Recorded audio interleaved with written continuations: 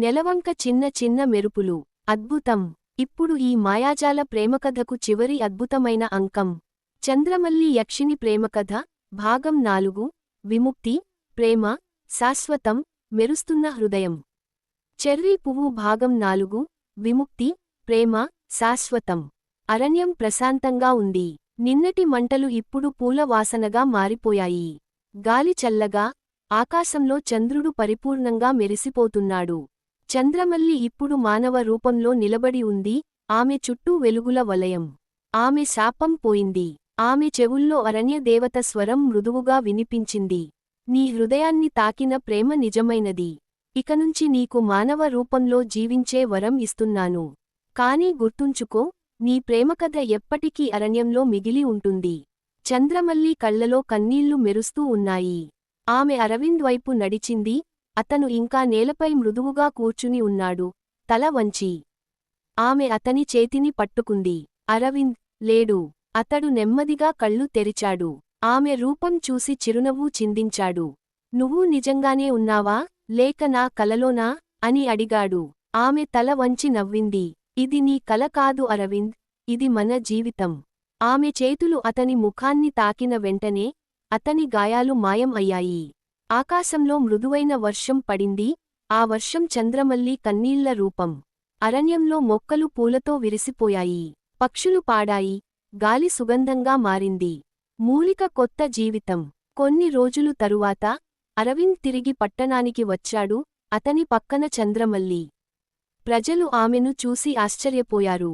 ఆమె కళ్లలోని ప్రశాంతత, మాటల్లోని మాధుర్యం అందరినీ ఆకర్షించింది. రాజు స్వయంగా అరవింద్కి పురస్కారం ఇచ్చాడు. నువ్వు నిర్మించిన ఆలయం మాయాజాలంలా ఉంది. దానిలో దేవతల సాక్షాత్కారం ఉంది అని అన్నాడు. ఆ ఆలయంలోని శిల్పాలలో ఒకటి ప్రత్యేకం.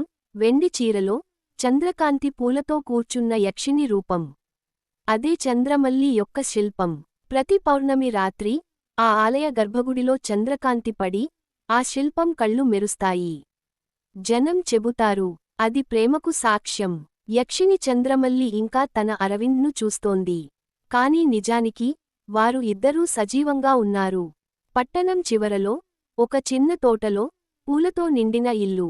అరవింద్ అక్కడ తన శిల్పాలను చెక్కుతాడు. చంద్రమల్లి ఆ పూలను చూసుకుంటుంది. ఆమె తరచూ చెబుతుంది, నాకు ఈ ప్రపంచం కొత్తది, కాని నీతో ప్రతి క్షణం మాయాజాలం. అతడు నవ్వి చెబుతాడు, మాయాజాలం కాదు చంద్రమల్లి, ఇది మన ప్రేమ శక్తి. పౌర్ణమి శాశ్వతం. ఏళ్ల తరువాత కూడా ఆ అరణ్యం ఇంకా ఉంది, మహేంద్ర అరణ్యం. అందులో చంద్రకాంతి పడినప్పుడు గాలి వెండి వాసన వస్తుంది. జనం చెబుతారు, ఇక్కడ ప్రేమతో ఒక యక్షిని విముక్తి పొందింది. ఒక రాత్రి ఆ ఆలయం వద్ద పౌర్ణమి కాంతి విరజిమ్మినప్పుడు ఆ శిల్పం చుట్టూ చల్లని గాలి వీచింది. ఆ గాలిలో మృదువైన స్వరం వినిపించింది. ప్రేమ మాయాజాలం కాదు, అది దివ్యం. ఆకాశంలో ఒక తార మెరిసింది. ఆ తార పేరు చంద్రమల్లి చెర్రీ పువ్వు. మరొకటి వెంటనే పక్కన వెలిగింది. అరవింద్ చిన్న చిన్న మెరుపులు. వారు ఇప్పుడు ఆకాశంలోని నక్షత్రాలుగా ప్రేమను కాపాడుతూ శాశ్వతంగా వెలుగుతూనే ఉన్నారు. చెర్రీ పువ్వు ముగింపు. చంద్రమల్లి యక్షిని ప్రేమకథ మానవ ప్రేమ, మంత్రం, త్యాగం మరియు దివ్యత్వం కలిసిన శాశ్వత గాథ. ప్రేమ నిజమైనదైతే అది యక్షినిని దేవతగా మార్చగలదు. ఎరుపు రంగు హృదయం చిన్న చిన్న మెరుపులు.